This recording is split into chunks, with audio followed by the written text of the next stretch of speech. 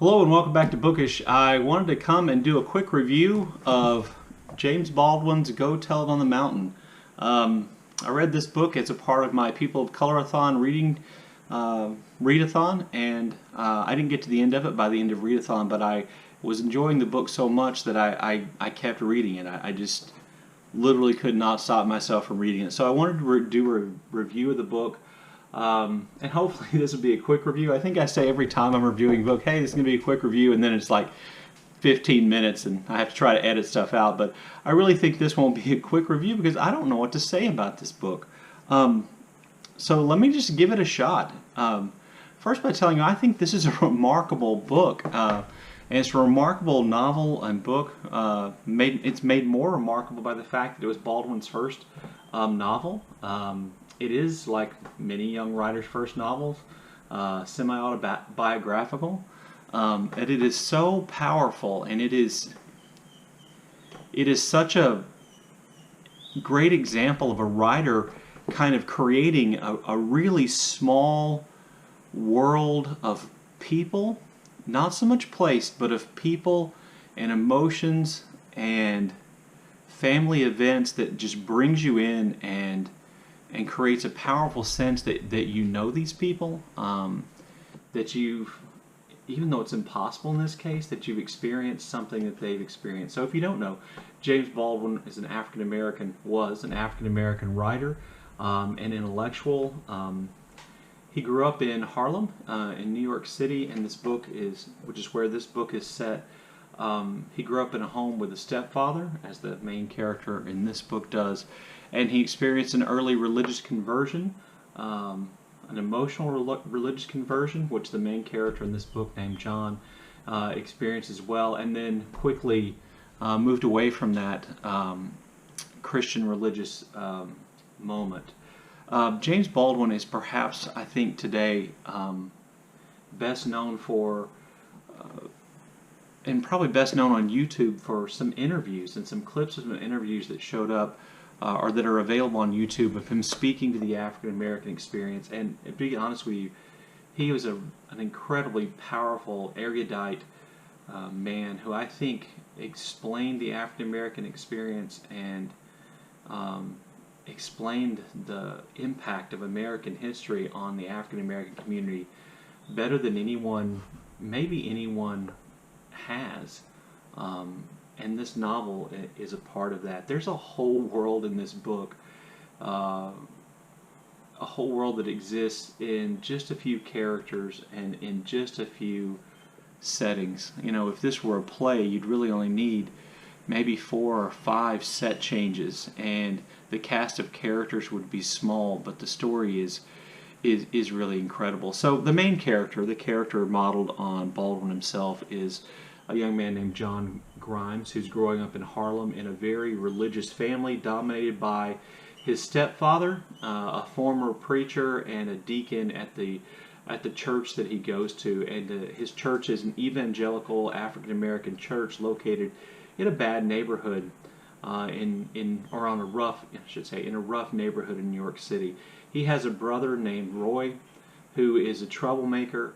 He has some younger sisters who, don't feature very much in the story, but John is conflicted about religion and about his family, and to be honest with you, he is conflicted about he is clear about his hate for his stepfather.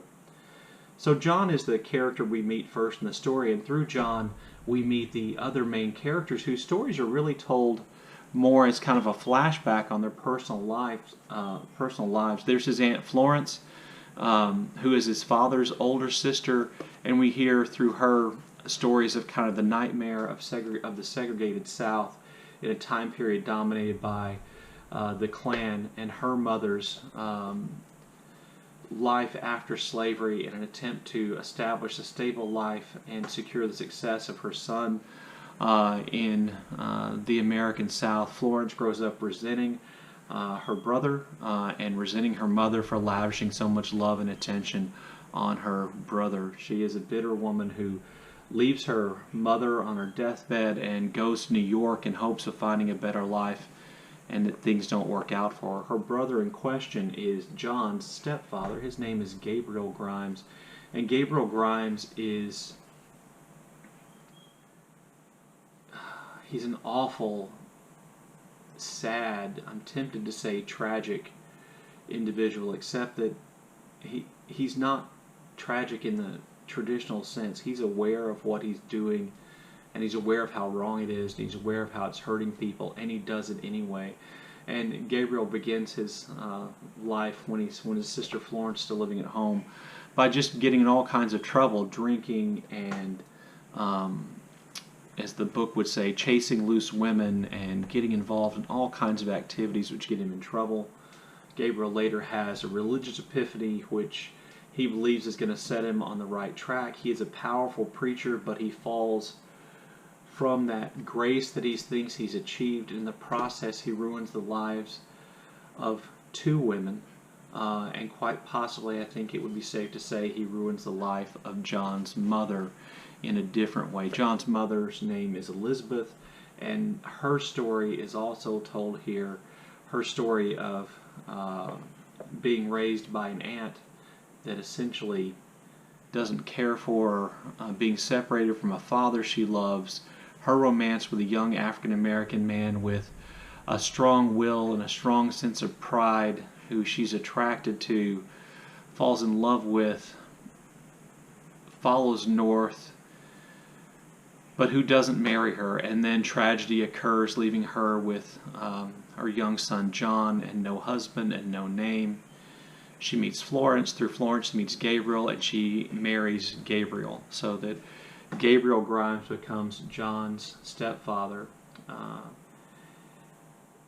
And these three characters, I think the three most important characters, Florence, Gabriel, and Elizabeth, provide such a thorough background in the African American experience in the United States in the years, between the 1870s and up to the years before World War II, that there's almost nothing missing here. There are stories of racist violence and murders. There are rapes. There are African Americans hiding in their homes in fear of marauding groups of white Americans. There's the story of the bitter disappointment that African Americans find when they move north, where, as Baldwin says, you're promised something and given little. And really, the African American experience in both the North and the South are at the heart of Go Tell It on the Mountain. The language here and the writing here is incredibly powerful. The sentences are full of intense imagery. It's one of those books where you feel like every word carries some emotional freight, and every sentence is crafted to convey something very specific about the characters or about the situation in which the characters find themselves.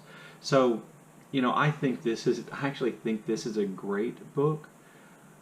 I'm going to call it a great book for how powerful, because it was such a powerful kind of reading experience for me. It's not that it's without flaws, but it's one of those books that I think, is up there with Native Son by Richard Wright, or Invisible Man by Ralph Ellison, or The Song of Solomon by Toni Morrison. It's a stronger book than Colson Whitehead's Underground Railroad, or his last name is Jones's book called The Known World. Those books are good in their own way, but this book is so much more powerful, and it really opened up.